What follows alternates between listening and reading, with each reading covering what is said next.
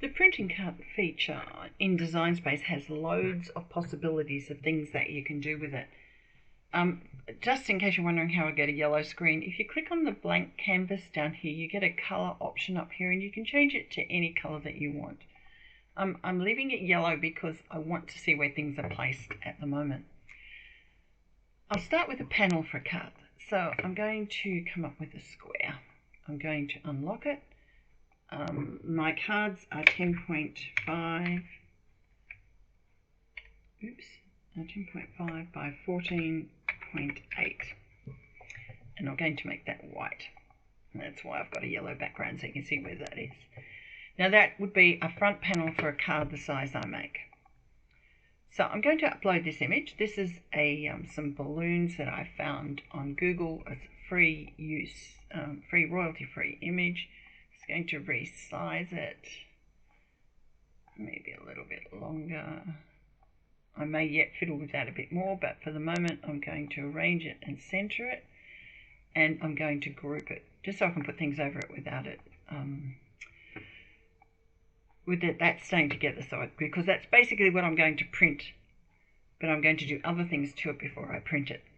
Now, I wanted to add some foil lines around there.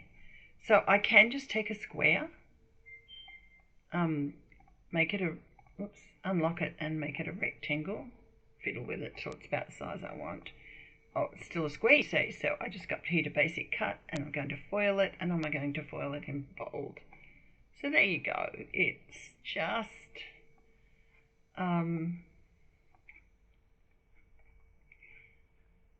it's as simple as that to create a shape. Now, I thought, because of the roundness of the balloons, I thought a rounded rectangle would be nice.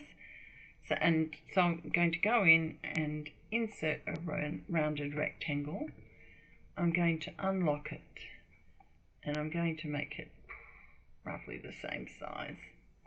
Again, it's as a basic cut, so I just need to change it to a foil line and a bold foil line, and I think this time I might look at it in fuchsia just to see what it looks like. I like the fuchsia. Okay, now I think that's a little wide, so it's still unlocked. Okay, what I'm going to do is highlight them all and center horizontally. Actually, I might center completely just to see where it is. Okay, that's not too bad. Maybe a little bit of a different rounded rectangle if you don't like the shape. Let's have a look. You think a rounded rectangle would be simple, wouldn't you? You can use almost any shape that you can change to drawers. So let's just have a look, see what this one looks like. Let's just change that to a foil in a fine. So I could use something like that.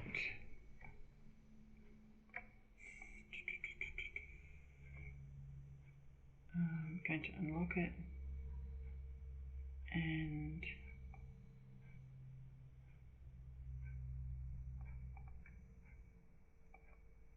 it's going to take that other foil out there. You could just do something like so. Any shape that's in there you can convert to a foil line or a draw line.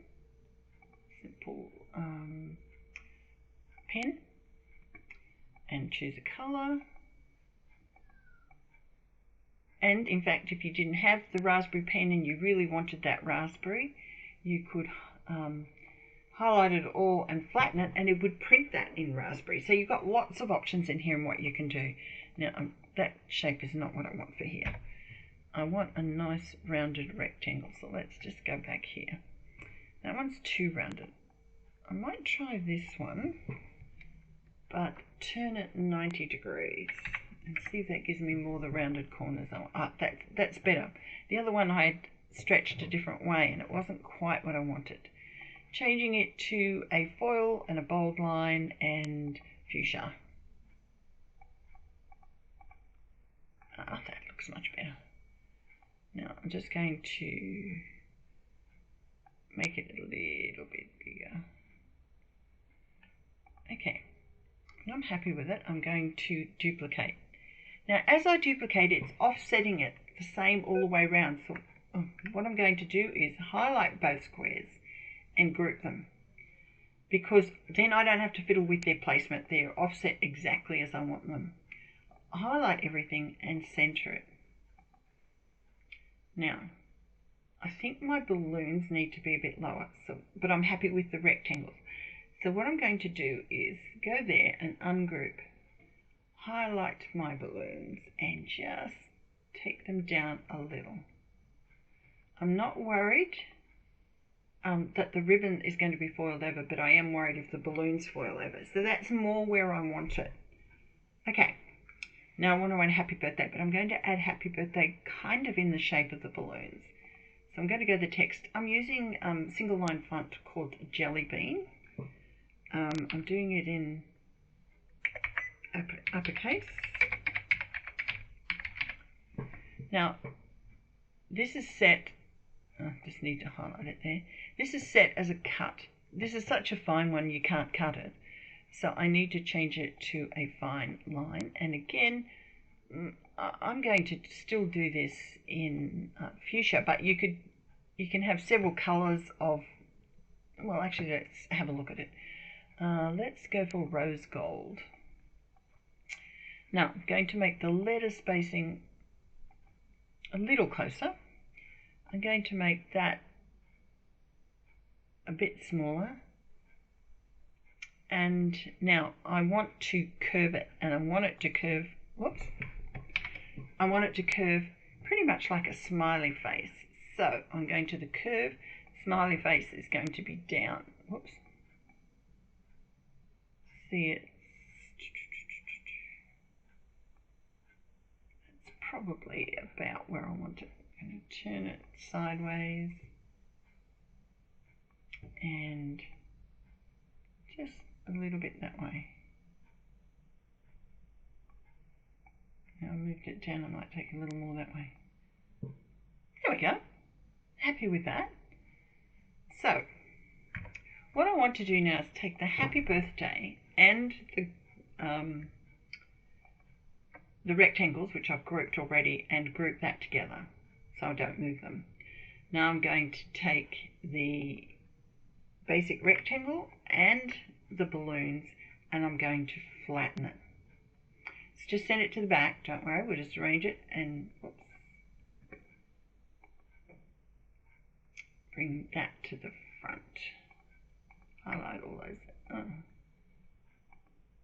Group, where are you? Arrange, send to front. There we go. So for all this to go where I want it to go, I've got to select the lot and attach so that they stay together. So what happens when I go to make that is it will come up like this, but all it's going to print is the balloons and the black line, the boundary lines. That is it. That is all it's going to print. As I put it in the machine, after it's printed and it goes to cut it, it will tell me to lay the foil. Now laying foil in a bounding box like this in the print and cut, you need to make sure you do not cross the black line. Well, look, some in here where you know that it only reads kind of here, here, here, here, on the corners more or less. You can go there, but I found that if I keep the white tape within the boundary box, I have no trouble. As long as there's no crinkles in the tape, I've had no trouble. So it's a simple thing to do. You could do that. You could convert them to pen lines and print it. You could just leave it at foil. You can change the foil colors. Of course, it doesn't check the color of foil you put in, but it's going to do both of those lines the same color. But if you wanted them separate colors, you could. You have lots of options to do that. Now, just supposing I wanted to do a whole card with that.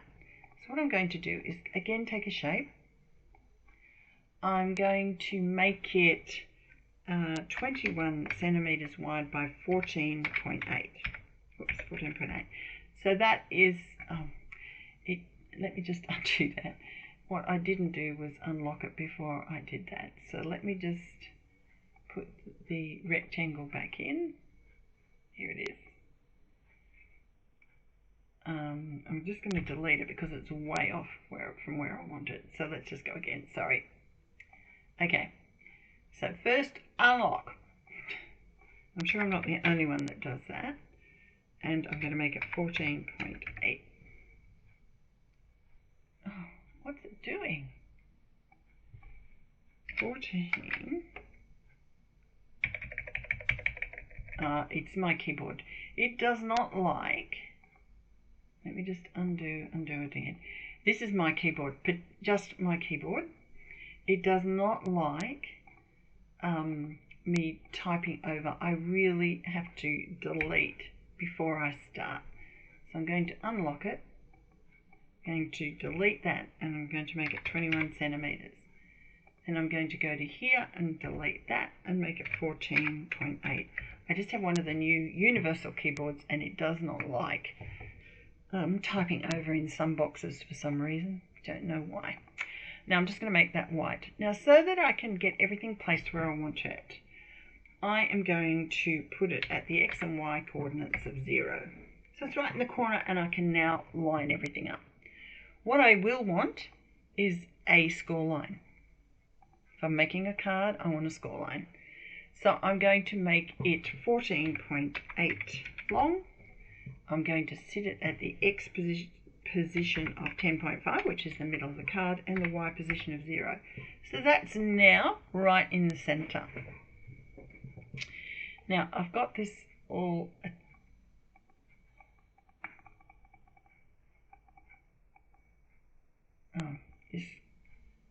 it's getting upset because I have this big square somewhere. Okay, so let's highlight that and delete it. Now it's all right. Okay, so what I'm going to do is bring that to the front, and I'm going to sit this at the X position of 10.5, so it's going to be right in the center of the card, and the Y position of 0. So it's going to be placed exactly where it's got to be. Now, this is probably a little bit tricky. First of all, I'm going to detach it, because all I want to combine here is the overall card and the print and cut, which I've already flattened. So just highlighting the two of those over here in the layers panel and flattening that again. Now again, it's sent it to the front. So there we go. So now I have it exactly as I wanted it. The print and cut is just, here we go, the print and cut is the whole rectangle of the card with the balloons, which is all I want to print. The rest are foil. So again, and a score line. Again, I highlight everything and attach it. So when I go to make it, it's the same, basically the same, bigger square because it's a bigger boundary box because it's cutting a larger area. But everything's going to be where I want it. The machine, my machine when I made this card told me to do the score line first, then lay the foil. The first time I tried it, I had put the foil on and then tried to do the score line. That didn't work very well. So follow the instructions on the machine. Always good to follow the instructions. And again, when it tells you to put the foil on, make sure you've got a piece of foil big enough before you start this process, and make sure that you're not covering any of the boundary box lines. And it will cut the card. Sorry, it will print the balloons. It will score the fold line on the card, and it will do all the foiling, in this case in 2 different colours because that's what it's set up for. And you'll have a card all complete in one go. So it's very simple. So let's just cancel that for a minute. And I'm just going to go to a new window. A new project. Okay, so this time I thought I would use this image, which again was a free image online. It's actually a colouring image, and I want to colour it, and I was going to do it in alcohol markers. Now if I'm going to do that in alcohol markers, there is no way I can lay that on a card. It has to be on a panel. But what if I wanted to, I'm just going to make it about 7 centimeters just so and go in a bit so we can see what we're doing. Okay. But I thought, oh, I'd like to lift it a bit, so I want to cut that as an offset. Now there are a couple of ways I can do this. I could create an offset, but if I wanted it, and I think I will in this particular case, but another way to do it, I'll just duplicate that. I will go, this is a print and cut. I need to make it a basic cut. I've got the outline. The other thing you can do is go, in some shapes, is go into the contours. Now see, this has still got those, it's got a couple of little bits off the side there, which I want to make sure don't get cut. So I could then bring that to the front, align to the middle, to the center, oops, align, center. Oh, that is weird. It's not aligning. Oh, I know why it's not aligning to the center, because off here we have two little spots somewhere. Okay. And I think what we need to do is find those two little spots. Let's just go back into this one and we'll see if we can see where they are. One's off there. Where's the other one? Oops. And one's off the bottom. Okay, so now that I know where they are, I'm going to, it's obviously something I've missed when I brought the image in. So what I'm going to do is cut a little, create a little circle. One's off there somewhere. Let's try this and see if we can do it. Slice. Ah, got it. There it is there. And then there's another one off the bottom here. Somewhere around there, I think, if I recall. Again, I'm just going to slice. I will know if I get it because it will show up and I can delete it. Okay. Now, I can put the two together and align center.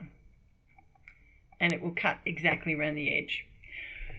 Not sure if I want to go that way. I think I'd like a little bit of white around it. So another way in this case would be to highlight your image and do an offset. And I think probably about a 0.2 would be enough of an offset. Okay. Now, I'm not going to see that straight away. Oh. I'm finding my offset for some reason is only occasionally going in.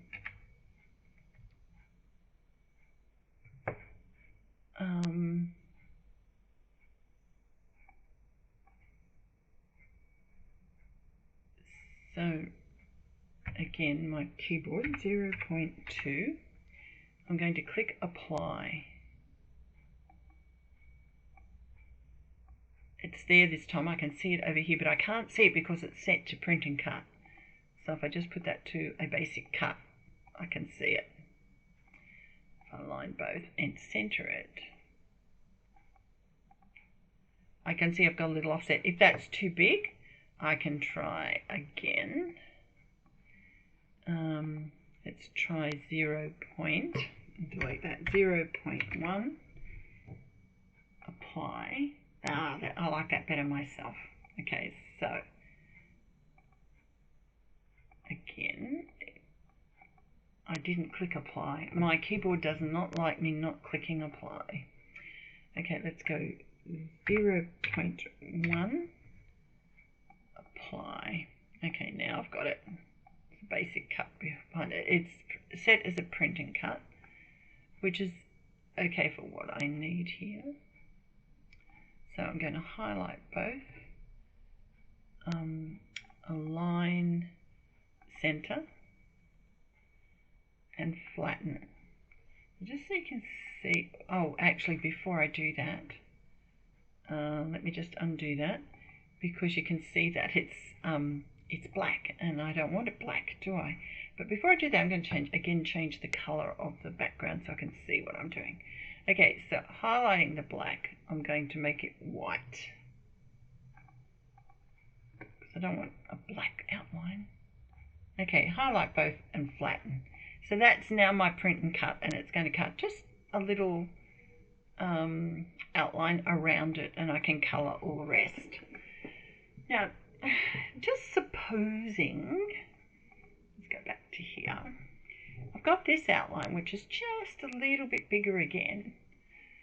So what if I then took a shape, oops, hit it twice. I'm going to unlock it.